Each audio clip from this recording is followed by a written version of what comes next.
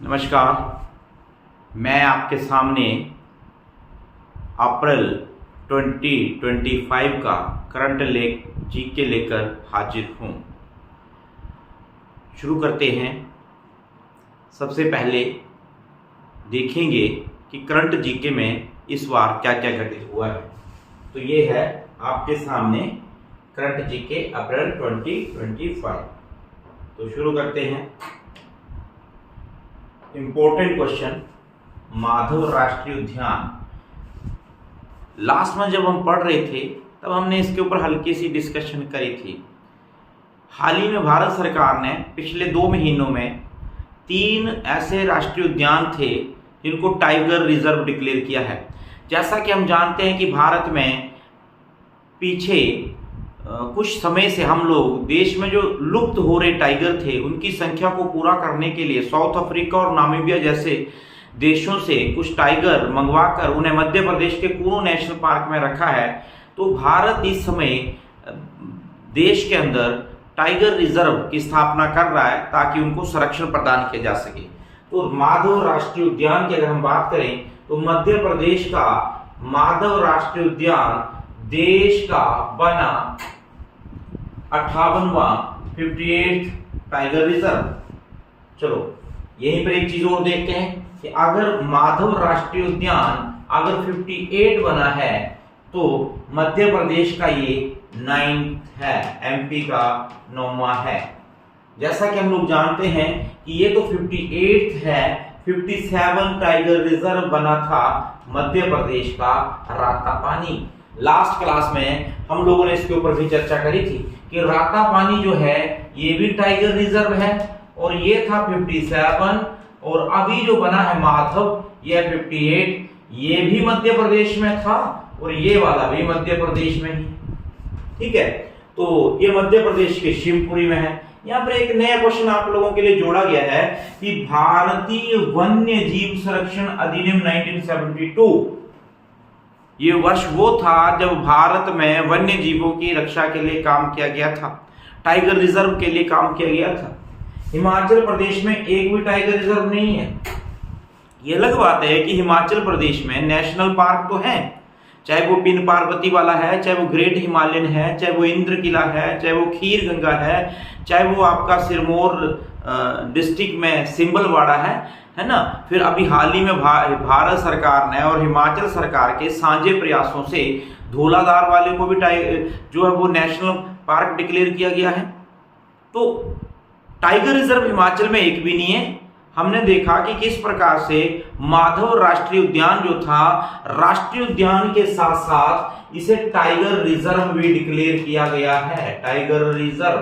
अब tiger reserve की बात करें तो ये भारत का 58वां है। तो भारत का ये 58वां टाइगर रिजर्व है। आगे चलते हैं। भारत का ये 58 है। ठीक है, जो कि देखो मेन चीज क्या बनी इसमें कि माधव जो है वो भारत का 58 टाइगर रिजर्व हो गया। ठीक है, एमपी में है तो 57, ये भी टाइगर रिजर्व जो है वो एमपी में है ना। ये शिवपुरी में है और ये आप लोगों का 57 रातापानी जो था वो रातापानी में था, है ना। अब आगे चलते हैं। ये 1972 एक्ट के तहत बन रहे थे और हिमाचल में एक भी नहीं है। आगे नेक्स्ट पेज देखते हैं। आगे आप लोगों का हाँ, स्पेडेक्स मिशन। क्या है स्पेडेक्स मिशन? जैसा कि हम लोग जानते हैं कि भारत जो है वो विश्व में एक अपना अच्छा नाम कमा रहा है अंतरिक्ष क्षेत्र में। ISRO, Indian Space Research Organisation, या यूं बोले इंडियन स्पेस ऑर्गेनाइजेशन जो है इसरो, आज की तारीख में विश्व में एक बहुत बड़ा नाम कर रहा है। बड़ा गर्व महसूस होता है जब भारत बड़े बड़े काम करता है। आप जानते हैं कि 1969 में इसरो की स्थापना हुई। 1975 में वो पल था जब भारत ने अपना सैटेलाइट उपग्रह आर्यभट्ट रशिया के सहयोग से भेजा था। भारत के पास इतनी ताकत नहीं थी कि भारत खुद अपना एक अंतरिक्ष में कोई सैटेलाइट भेज सके तो हमें रशिया की हेल्प लेनी पड़ी थी। 1989 का एक ऐसा दौर था जब भारत ने पहली बार अंतरिक्ष के क्षेत्र में इसरो ने स्वदेशी अपने लेवल पर कोई काम करना शुरू किया था।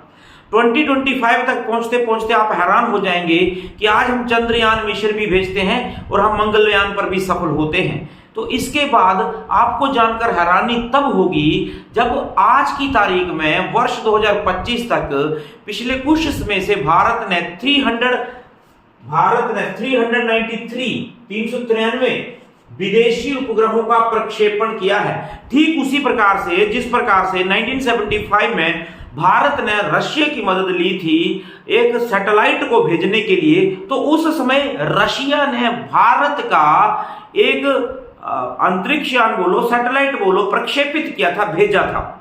तो आज 2025 में हम लोगों ने 395, चलो शुरू करते हैं। स्पेडेक्स मिशन होता क्या है? भारत का स्पेडेक्स मिशन सफल हुआ। देखो आप लोग समझो कि किस प्रकार से एक कोई मिशन धरती से भेजा गया। इसरो ने जब उस सैटेलाइट को अंतरिक्ष में भेजा, उससे कोई प्रॉपर पर्टिकुलर कोई काम करवाना था। जब हम मिशन मंगलयान मूवी देखेंगे तो उसमें साफ शब्दों में कहा गया था कि हमारे पास उस तरीके का मिशन नहीं था, उस तरीके का हमारे पास कोई यान नहीं था, या इतना ईंधन नहीं था उसमें कि वो मंगल पर पहुंच पाता। तो जब हम कोई चीज अंतरिक्ष में भेजते हैं तो अंतरिक्ष में पहुंचने के लिए उसको ईंधन की आवश्यकता पड़ती है। अब रास्ते में कोई ऐसा स्टेशन तो मिलता नहीं है कि जहां ईंधन भरवाए और चल पड़े। अब ऐसा तो है नहीं, हम दिल्ली जा रहे हैं, गाड़ी का पेट्रोल खत्म हो गया, आधे रास्ते में पेट्रोल पंप दिखा और हमने डलवा लिया और चल पड़े। आसमान में तो ऐसा अंतरिक्ष में कुछ भी नहीं है, लेकिन ईंधन तो खत्म कहीं भी हो सकता है। धरती पर हो सकता है तो अंतरिक्ष में भी खत्म हो सकते हैं। अब मानो किसी सैटेलाइट को जो जिसको हमने भेजा है, आधे रास्ते में अगर ईंधन समाप्त हो गया तो हमारे पास हम क्या कर सकते हैं? उस स्थिति में हमारे पास एक ही ऑप्शन होती है कि हम धरती से कोई ऐसा यान भेजे जो ईंधन लेके जाए और उसमें ईंधन ट्रांसफर कर दे और वो चल जाए। पर ये तो इतना आसान तो है ही नहीं है कि भाई जब आप अंतरिक्ष में पहले उस यान को ढूंढेंगे, फिर उसके नजदीक जाएंगे, फिर वहां एक यान से तेल का पाइप निकलेगा, दूसरे यान में पाइप जाएगा, तेल डाला जाएगा, फिर बाहर आएगा, फिर देखेंगे कि ईंधन उसमें डला नहीं डला, स्टार्ट करेंगे, चल पड़ेंगे। कितनी अजीब बात है ना कि इसके लिए हमने एक प्रैक्टिकल किया, या यूं बोलो हम लोगों ने परीक्षण किया। ये परीक्षण एक दिन का परीक्षण नहीं है। भारत ने एक सैटेलाइट भेजा अंतरिक्ष में, वो रोटेशन में सर्कल में घूम रहा था। अब भारत को यह पता था कि इतने टाइम के बाद इसका ईंधन समाप्त हो जाएगा, इसलिए भारत ने उतने समय के बाद एक और अंतरिक्ष में यान भेजा। जब वो अंतरिक्ष में पहुंचा तो उसने पहले पहुंचे हुए सैटेलाइट को ढूंढा, जो उनका टारगेट था, एक चेजर था, उसमें रिफिल किया ईंधन को, ऑयल को, तेल को। ठीक है जी। अब उसको तेल डालने के लिए पाइप का इस्तेमाल किया, किसी भी तरीके से मतलब तेल को डाला, उसको बोला गया डॉकिंग। अब डॉकिंग के बाद उसे अनडॉकिंग भी करना था, यानी वो पाइप बाहर निकालना था और उसको बंद भी करना था। ये अपने आप में एक परीक्षण था। अब कल्पना करके देखो कि धरती से कोई सैटेलाइट जाता है और उसका ईंधन समाप्त हो जाता है, और धरती से एक और जाता है, वो उसमें तेल डालता है, ईंधन डालता है और प्रॉपर्ली चल पड़ता है। ये कोई छोटी बात नहीं है, ये एक बहुत बड़ी बात है। विश्व के कुछ गिने चुने देश हैं जो ये कर पाए हैं। सैटेलाइट की, ग्रहों की डॉकिंग करना, उपग्रहों की डॉकिंग करना और अनडॉकिंग करना। तो क्वेश्चन शुरू करते हैं। भारत का स्पेडेक्स मिशन सफल हुआ, जिसका मतलब था इस मिशन के तहत ग्रहों की डॉकिंग तथा बाद में अनडॉकिंग करना। यानी डॉकिंग का मतलब था कि उसमें ईंधन डालना और बाद में उसे अलग भी होना। ठीक है। यह मिशन 30 सितंबर 2024 को शुरू हुआ था और इसमें 13 मार्च 2025 को इसको पूरा किया गया। अब जनवरी महीने में हमने पढ़ा था डॉकिंग। डॉकिंग में ईंधन डालना था और अनडॉकिंग में इसको बाहर कर लेना था, यानी फिर वो दोनों नजदीक आएंगे, है ना, और फिर वो अपना काम था ईंधन ट्रांसफर करना। ईंधन ट्रांसफर हो गया, फिर वो हट जाएंगे अपने रास्ते से, अपने रास्ते में चले जाएंगे। अजीब बात है ना, भारत ऐसा करने वाला विश्व में चौथा देश बना है। इंडिया जो है वो 4th कंट्री बना है ऐसा करने वाला। अब कितनी अच्छी प्राउड फील होता है कि हमारा इंडिया कहां से कहां पहुंच गया है। चलो आगे चलते हैं। इसरो ने एक और कीर्तिमान तब स्थापित किया जब एक दशक में 393 विदेशी उपग्रहों का प्रक्षेपण किया और $143 मिलियन भी कमाए हैं। सबसे ज्यादा अमेरिका के नासा वाले के 232 थे और इंग्लैंड के ओनली 83 थे जो हम लोगों ने ट्रांसफर किए। ठीक है, तो फिर हमारा क्वेश्चन क्या हुआ कि भारत ने उपग्रहों की डॉकिंग की और फिर उनकी अनडॉकिंग की, उनको एक साथ नजदीक लाए। उनका मेन टारगेट था ईंधन ट्रांसफर करना, ट्रांसफर होने के बाद उनको अनडॉकिंग करना, और इस सारे को बोला गया स्पेसएक्स मिशन। ये एक लंबी प्रक्रिया थी जो मार्च में शुरू हुई थी, जिसमें पहले एक सैटेलाइट भेजा गया था, फिर हमें पता था कि इतने समय के बाद इसका ईंधन समाप्त होगा। उसमें हम लोगों ने ईंधन भेजा था जनवरी में, वो हमने लास्ट क्लास में पढ़ा था। उसमें ईंधन ट्रांसफर किया था, ट्रांसफर करके उनको अनडॉकिंग करना था, अलग करना था। ये पूरे प्रक्रिया का परीक्षण हमने सफलतापूर्वक कर लिया। भविष्य में कभी हमारा कोई ऐसा सैटेलाइट जाता है, ईंधन खत्म हो जाता है, तो अब हमें पता है कि कैसे अंतरिक्ष में, आसमान में हम लोगों ने ईंधन ट्रांसफर करना, डॉकिंग करनी, अनडॉकिंग करनी। विश्व का ऐसा करने वाला भारत चौथा देश ही बना है। आगे चलते हैं बच्चे, आगे चलते हैं। अगला आ गया आप लोगों का, हाँ, नागरिक सम्मान। ये भी बड़ा इंपॉर्टेंट क्वेश्चन है बच्चे। भारतीय प्रधानमंत्री नरेंद्र मोदी ने एक और कीर्तिमान स्थापित किया जब उन्हें मॉरिशस का सबसे बड़ा नागरिक सम्मान मिला। कि हमारे देश के प्रधानमंत्री जब किसी विदेशी देश में जाते हैं और वो देश अगर उन्हें अपने देश का सबसे बड़ा नागरिक पुरस्कार दे देता है तो ये बड़े गर्व की बात होती है। ये इसलिए गर्व की बात नहीं होती है कि पुरस्कार, चलो पहली तो बात है कि पुरस्कार लेना अपने आप में गर्व की बात होती है, लेकिन ज्यादा गर्व कब महसूस होता है जब हमें यह पता चलता है कि मॉरिशस का सम्मान पाने वाले वो 5वें विदेशी हैं। यानी मॉरिशस ने केवल 5 ही लोगों को आज तक अपने राष्ट्र का पुरस्कार दिया है, 5 लोगों को। अब 5 ही लोगों को अपने देश का सबसे बड़ा विदेशी पुरस्कार दिया है, तो नरेंद्र मोदी पहले भारतीय हैं जिनको उन्होंने ये पुरस्कार दिया, मॉरिशस ने। और ये पुरस्कार किसने दिया? मॉरिशस के राष्ट्रपति धर्मवीर गोखुल ने दिया।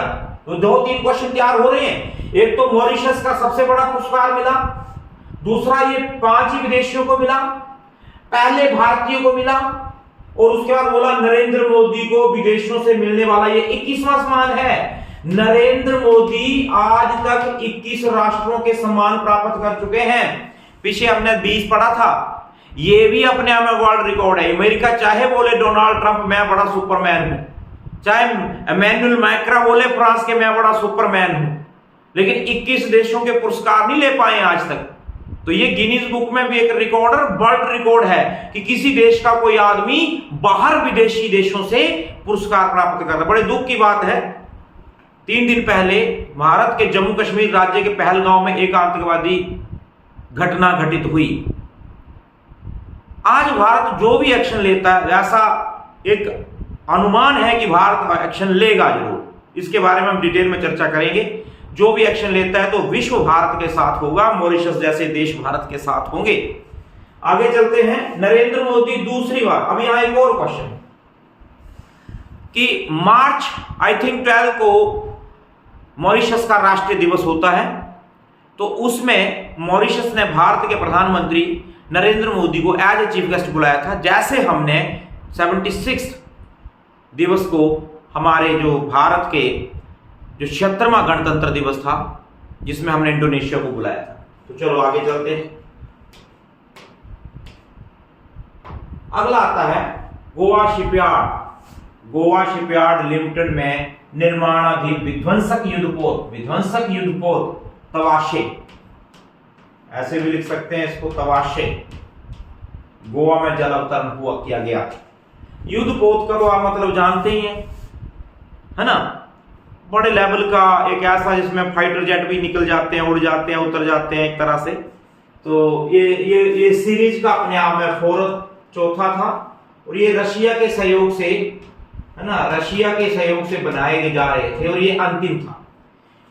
आगे कुछ इंपॉर्टेंट क्वेश्चन है। Indian railway catering and tourism corporation तथा इंडियन रेलवे फाइनेंस कारपोरेशन के बनने से भारत में 26 नवरत्न कंपनियां हो गई, ठीक है, और वर्तमान में 14 महारत्न कंपनियां हैं। वर्तमान में 14 महारत्न कंपनियां हैं। ये क्वेश्चन ये इंपॉर्टेंट है, ये क्वेश्चन ये इंपॉर्टेंट है। अच्छा, अब क्वेश्चन है आप लोगों से कि जिस प्रकार से हमने चर्चा करी कि किस प्रकार से अगर हमारा राष्ट्रीय उद्यान की बात करें तो माधव राष्ट्रीय उद्यान जो था वो 58th टाइगर रिजर्व बना मध्य प्रदेश में, मध्य प्रदेश का ये 9th बना था। नेक्स्ट हम लोगों ने स्पेडेक्स मिशन की बात करी कि भारत स्पेडेक्स मिशन में सफल हुआ, जिसमें ग्रहों की उपग्रहों की डॉकिंग करनी थी और अनडॉकिंग करनी थी, और आई थिंक भारत इसमें चौथा ही राष्ट्र बना है। फिर हमने बोला नागरिक सम्मान, तो मॉरिशस ने अपने देश का सबसे बड़ा पुरस्कार भारत के प्रधानमंत्री नरेंद्र मोदी को दिया, और नरेंद्र मोदी ऐसा पुरस्कार पाने वाले पहले भारतीय हैं विश्व में जिनको 21 सम्मान मिल चुके हैं। आप लोगों के लिए क्वेश्चन है जिसका आप जवाब देंगे, और मैं उम्मीद करूंगा आज की तारीख 2025 तक, अप्रैल 2025 तक कितने ऐसे कंपनियां हैं जिनको नवरत्न कंपनियों का दर्जा दिया गया है। तो आज के लिए इतना ही, मिलते हैं बड़ी जल्दी से अगली क्लास के साथ, करंट जीके की सेकंड क्लास के साथ। तब तक के लिए धन्यवाद।